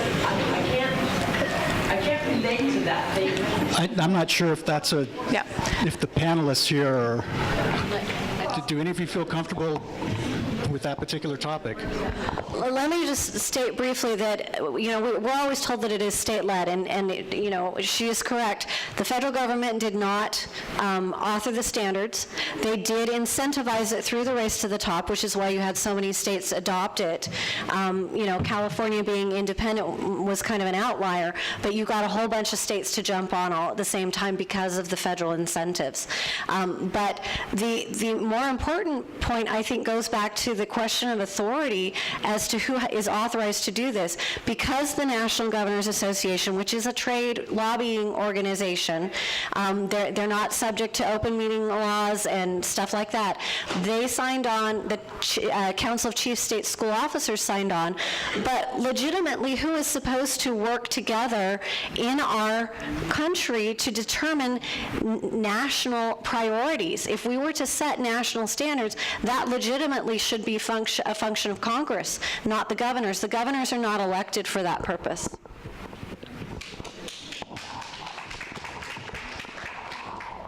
So I would like to refresh my colleague from Education Trust West's memory a little bit. So let's take a trip back memory lane to 1996 when Achieve Inc. was founded by the Governors Association and Fordham, and she says in those days the governors all wanted national standards. 1989. Okay. They wanted a compromise. Let me just continue here. So, when the NGA created Achieve, the National Governors Association, they specified that Achieve would not certify or approve any standards, and in particular, it would not, quote, endorse, develop, or financially support the development of national education standards. Okay? So don't tell me that the governors all along have wanted something like this. In fact, the people who wrote the national standards, which were a bunch of consultants related to Achieve, there were 5 people. It wasn't the governors sitting around. It wasn't the chief state school officers sitting around. It was 5 people. I can name them. Okay? They were all supervised by Achieve, and Achieve was originally founded by governors to not do what it actually did. And the consensus of governors that you're talking about, governors change, okay? So maybe right now there's some governors, but we also have a lot of turnovers.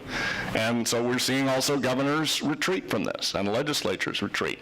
So why are we locked into something? Why are we prevented from having variety among the states? Why are we blocked from having the competitive federalism that James Madison designed into the American Constitution? These people want uniformity and centralization, come what may. It may be the breaking of the American political system. They don't care. They want it anyway. I just want to remind you that California is not required to hold these standards. If the State Board of Education, or if there is a wellspring of public opinion that were to put enough public pressure on our state to get out of the standards, that is possible. So that is possible. But what has happened, right, is that folks have gone through a system that maybe didn't reach into everyone's living room and it wasn't on the ballot. Okay. Because it happened in 6 weeks in the summertime. Okay. So I was on the Standards Commission that reviewed the standards. But let me just... There were no hearings. Dr. Evers. Dr. Evers. No hearings. I want to demystify this thought that we're locked in permanently, right? That is not the case. It is not the case. But there are lots and lots and lots of people who, despite any kind of process, like the standards. The teachers like the standards. Most of the teachers like the standards. I mean, not everyone, but the conversations that I have been in different forums, in different conferences, people are saying these are standards that I believe have meaning for students, and they will improve the opportunities for those young people compared to where we are now. So a rally of 1,500 teachers in Long Island opposing the standards. But we live in a democracy, a representative democracy. So, but we are not required, right, for all of time to be locked in, and that's why you're seeing some changes in other states. Ma'am. I have a fifth grader. Okay, you say you're not locked in. Who's going to repay my son his time going through this experiment? He's a guinea pig right now. I'm locked in. He's locked in. You have sealed his fate on the court. There's no cursive handwriting. He can't take 8th grade algebra. He is locked into the system. I can't even help him explain how 3 + 3 in 4 sentences rather than just giving an answer. You couldn't explain it. Now we have to have They're not being graded on the right answer. They're being asked to have 4 sentences on how they came to the answer. And he's asking me, Mommy, what do I say? I'm like, I don't know. There's a 3, there's another 3. You add them together. You get 6? I don't know. This is just ridiculous. Ma'am, just to clarify, and please tell me if I'm wrong, I don't believe any of you were involved in California's specific adoption of the standards? I was involved. You were involved? Okay. I was involved. I sat on the Academic Standards Commission in summer of 2010. And I voted no.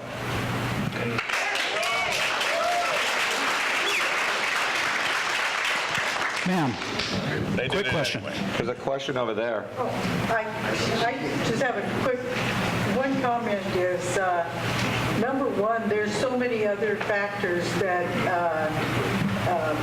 come around a student as they're going through school. And I can tell you this from experience. I have no children. I have great great nephews that I see all the time and have worked in their schools. I get the comment all the time about how interested my family is in helping those kids learn and their education, and how sad it is that there are so many parents who aren't and who do not seem to provide that impetus for some of these kids. Now, you sound like to me like this one-size-fits-all kind of thing is supposed to answer all of the problems of the world. And I would probably bet you if you go down to someplace like East LA, the kids aren't going to really care anything more than they do now, unless other things are changed. And the thing of it is, too, I'd like to see my kids engaged, and quite frankly, I don't think that even with their regular education right now, as second graders, that they're being that engaged in new things, with their school and stuff. But I do have to say that one of the things, too, is Ma'am, the question? side influences that The question, ma'am? come into this, and what does Common Core do about that? So the one thing I'd like to respond to there is that you made a generalization about a community in East LA, and I don't know that you've interviewed with parents or teachers, but when we go into different communities and we ask the question, what do you want out of your education, you as individual students and you as parents and you as community members, by and large, everyone says, I want to go to college. I want my child to have a chance to go to college. Now, not everyone says that, not everyone, but more than 85%. More than 85% of people aspire to the possibility and the opportunity of college. So these standards are designed to support that access, that opportunity for all kids. Well, my feeling, though, is that you've done down Ma'am, let the panelists continue. in order to meet that. So I am frankly embarrassed by the response of my colleague from Education Trust West. If you have college-intending children, you want them to have Algebra 1 in 8th grade. One of the greatest, most honorable, most noble aspects of Education Trust West was that in the past, they used to fight for this. That the children of color that were not getting a chance to go to college deserved a chance. And now, for the sake of this national uniformity, they are giving up on those children. They are holding them back. It is morally evil to do that to those children.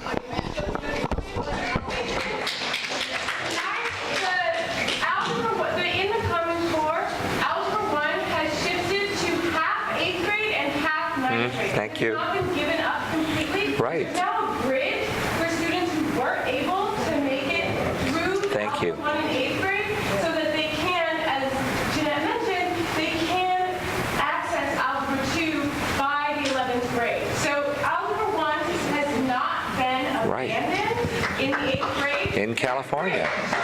Students are supposed to, in the second half of 8th grade and the first half of 9th grade, to build on the content that they'll need later in later grades. So I just want to clear up that. Last question, Farwell.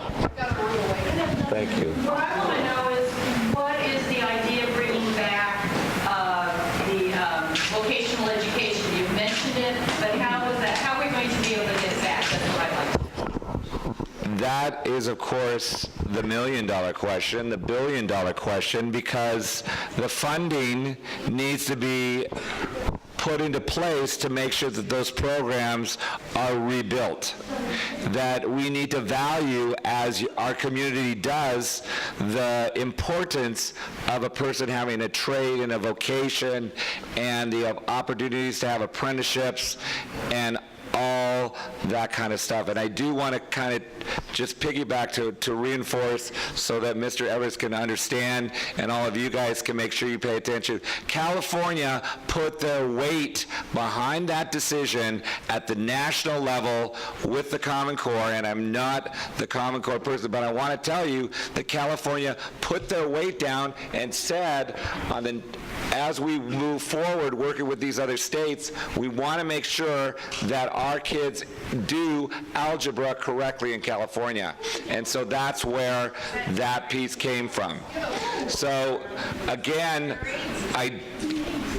the mom walked out of the room. I think there's lots of conversations you need to be having with your schools, with your school boards. They need to be able to listen to your voice and to be able to use your ability as citizens to make the difference on what you want to have happen. Anyone else on this topic? Okay, I want to clarify a point, a factual point. So I served on the Academic Standards Commission in 2010. And one of the charges that Governor Schwarzenegger gave to us was preserve Algebra 1 in 8th grade. So in our own imperfect way, the Standards Commission did that. The Brown administration reversed that and went to the Algebra 1 in 9th grade of the National Common Core Curriculum Content Standards. Those are the facts.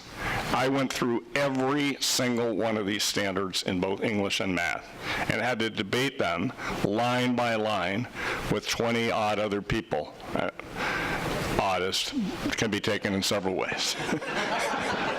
I'm probably odd too, so we were odd together. 1 minute, please. So 2 points. One, I want to make sure everyone's clear that the Common Core establishes Algebra 2 as the low bar, the minimum bar for all kids. So wherever you get Algebra 1 in the progression, where you can be most successful, is on your way to Algebra 2 and beyond.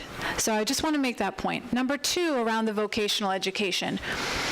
There's a movement in California and nationally that's called linked learning that is about bridging career and technical education with college preparation. That it doesn't have to be either or. You make a decision when you're 13 whether you're going to go to college or you're not. But you keep your that's what I'm saying. You shouldn't know by the time you're 13 to be in a track that takes you out of college for the running. So linked learning says be engaged in a academically rigorous, career-applied set of courses, and come out ready for both, and make a choice when you've had an opportunity to prove that you're ready for college and you're ready for a career. And we've done a lot of research on this, and we're continuing to do research on this, and linked learning is showing some promising practices. It's not either or, it's both. Is it part of Mrs. Hart, would you like to chime in on this, or are you good? Linked learning is an approach, and it draws on whatever set of state standards, are in the state. It sort of connects. It's about rigorous academics and about rigorous career technical education. It was before Common Core came along, and now they're integrating Common Core in those courses, and it's not causing an uproar in the education community to do that. At this point, we do need to move into closing statements because we have a contractual obligation to clear the room at a specific time, so we need to move to closing statements. We'll start at the far side. Come this way. Do we have, 2 minutes? 2 minutes, yes. Okay. Again, I just want to thank you all for being here, for being engaged. Get as much information as you can. That's the beauty of this. Again, my biggest concern are that it takes away the ability. Common Core is a package deal. It's not just standards, it's the testing, it's the curriculum. It's, tying the teachers' salaries to the tests. It's tying school grading to the tests. Everything is to standardize what it is we're teaching in our classrooms. That is the goal. As a parent, I am not in control of what my kid is taught, and that is a problem. As a school board member, I am not in control of what the kids in my district are taught, and that's a problem. Not directly. I can choose from 5 or 6 over here and 5 or 6 over there, but the bottom line is what is being tested is what will be taught. I started out with Thomas Jefferson's letter to Joseph Cabell in 1816. I'm going to finish with that, because again, we look at Jefferson and public education as a foundation, and having a well-educated population ensures our freedoms. And he says, what has destroyed liberty and the rights of man in every government that has ever existed under the sun? It is the generalizing and concentrating of all cares and powers into one body. And that's what Common Core does. It allows for big, important interests to take away your voice and to standardize what is being taught.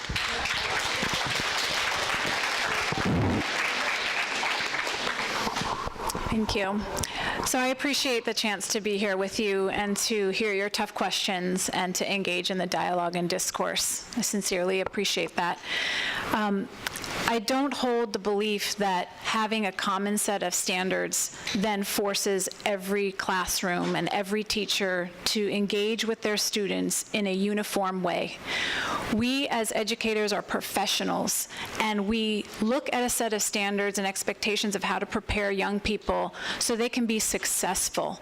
And we are accountable to you as a society, as a community, to make sure that happens.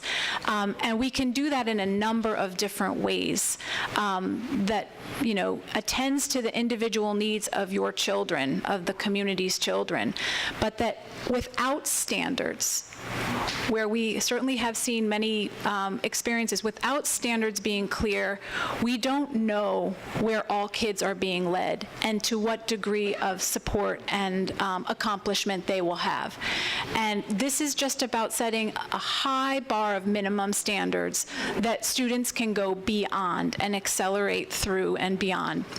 So when you hear folks talking about the Common Core is locking everyone down, I just cannot share that perspective. As an AP U.S. history teacher, I had a set of standards on a very rigorous exam that my students and I worked collectively to reach. And every one of those students, I wanted them to pass. And I taught them the skills, and I taught them the facts, and I taught them the thinking that they needed to do to be successful on that test. And it was a test worth teaching to, and that is our hope, that the assessments that we have that are aligned to the standards that we have will be better assessments than even the current ones that we have, and that it is an opportunity to demonstrate what students can do, but it is not the entire essence of everything that happens within a classroom, because we are bigger than one assessment.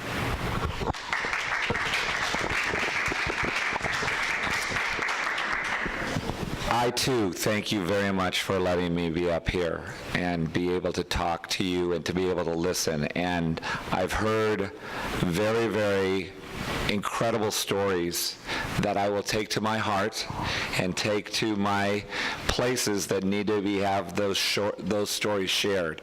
So it will go out from Vacaville so that we can pay attention to that. But what I really want you to understand and to take away tonight is that these standards give you an opportunity for your kids to be able to do something hopefully very incredibly different. And I don't want to put that out as an experiment, but it's going to be a real opportunity for your kids.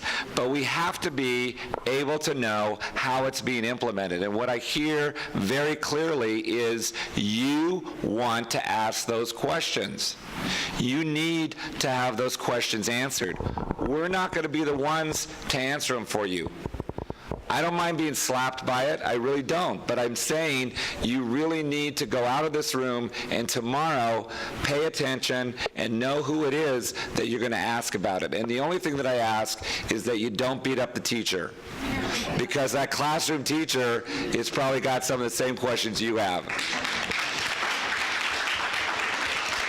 But ultimately, it's going to be all of us working together as community members and and as teachers demanding a plan that makes sense about this transition to new standards and to ensure that next generation be able to include multiple and appropriate and valid ways to show what our students can do. Thank you.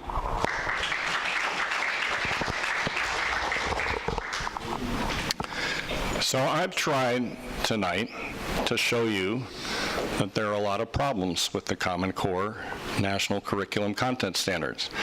So I want to poll the audience here. How many of you think that I have showed that there are a lot of flaws, a lot of weaknesses, a lot of drawbacks to the Common Core National Standards? Put your hand up. Thank you. We do that in the classrooms, putting your hand up. So now, what is the chance that this is going to work? National standards. We know they're weak. We know they're full of flaws. But what about, just the general idea of national standards? Well, Thomas Lovelace of the Brookings Institution looked at precisely this question. He said, whatever gains we're going to have, we've already gotten by having state standards. Whatever movement we're going to have in variability between achievement levels in classrooms, we've already gotten it. Now look around the world. The countries that do better than the United States have national standards. The countries that do worse than the United States have national standards. Because most countries aren't like the United States. We're an exceptional country. We emphasize liberty. We have competitive federalism. We don't have uniformity. We don't have centralization. Now, it's interesting. There are two countries that are fairly similar to the United States, Australia and Canada. Now, they have less central involvement. Their national government has less. In Canada, there's no national government office of education. There's no Ministry of Education. There's no Canadian National Department of Education. Canada moved from the 1970s being the same mediocre position as the United States to being a proficient country without having national standards, without even having any nationalization. I want to commend my colleague from Education Trust West when she said, you can determine what happens here. If there is an upset by teachers, by parents, by taxpayers with the Common Core national standards, they will go.